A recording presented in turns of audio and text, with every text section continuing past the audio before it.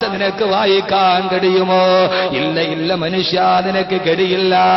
വമാ തദ്രീ നഫ്സുൻ മാദാ തക്സിബു ഗദാ.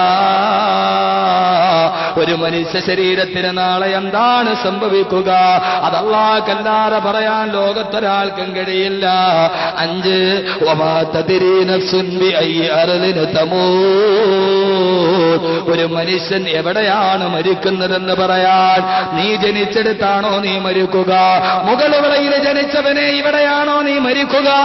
കൊല്ലം ജില്ലയിൽ ജനിച്ചവനെ ഈ കൊല്ലത്താണോ നീ മരിക്കുക?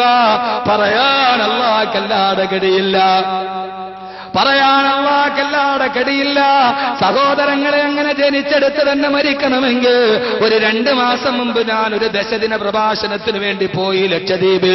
കൊച്ചി തുറമുഖത്ത് നിന്ന് രാവിലെ 8:30 മണിക്ക് ഷിപ്പിൽ കയറിയിട്ട് വൈകുന്നേരം 4:30 മണിക്ക് അറബിക്കടലിന്റെ തിരമാലകളെ കീറിമുറിച്ച് 480 കിലോമീറ്റർ അപ്പുറം അന്ത്രോത്ത് ദ്വീപ് എന്ന് പറയുന്ന 8 കിലോമീറ്റർ നീളമുള്ള 1 കിലോമീറ്റർ വീതിയുള്ള അറബിക്കടലിന്റെ തിരമാലകളുടെ നടുവിൽ ഒരു കൊച്ചു പെണ്ണ് കിടന്നുറങ്ങുന്നത് പോലെ കിടന്നുറങ്ങുന്ന കൊച്ചുദ്വീപ്. ആ അന്ത്രോത്ത് ദ്വീപിൽ ജനിച്ച ഇന്ത്യ രാജ്യത്തിന്റെ ഡെപ്യൂട്ടി സ്പീക്കർ പോലെ ആയിരുന്ന PM സയ്യിദ് സാഹിബ്. അറിയുമോ നിങ്ങൾക്ക് PM സയ്യിദിനെ? അറിയുമോ നിങ്ങൾക്ക് PM സയ്യിദിനെ? ആ PM സയ്യിദിന്റെ നാട്ടിൽ പോയി 10 ദിവസം പ്രസംഗിച്ചു ഞാൻ. അദ്ദേഹത്തിന്റെ കബറിടത്തിന്റെ അടുക്കൽ പോയി സിയാറത്ത് ചെയ്തു ഞാൻ. സഹോദരങ്ങളെ, എങ്ങനെ അദ്ദേഹത്തെ ഓർക്കാതിരിക്കാൻ കഴിയും? എങ്ങനെ അദ്ദേഹത്തെ ഓർക്കാതിരിക്കാൻ കഴിയും?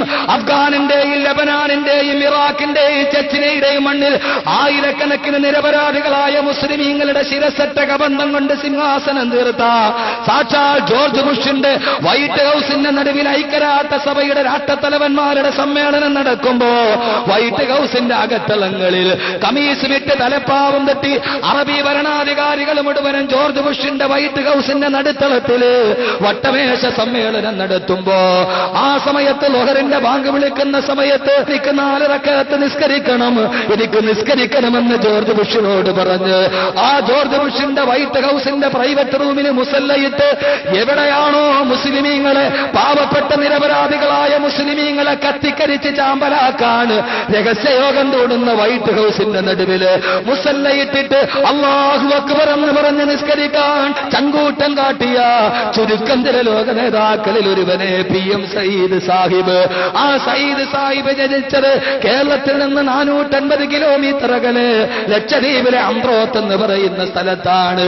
പക്ഷേ അദ്ദേഹം മരിച്ചതോ ദക്ഷിണ കൊറിയയിലെ സോളിലെ ഒരു ഹോസ്പിറ്റലിലാണ് ഈ PM സയ്യിദ് സാഹിബ് മരിച്ചിരുന്നതെങ്കിൽ സഹോദരങ്ങളെ, പറന്നെടുത്ത് എങ്ങനെയാണ് മറിക്കാൻ കഴിയുക? എങ്ങനെയാണ് പറന്നെടുത്ത് അടക്കാൻ കഴിയുക?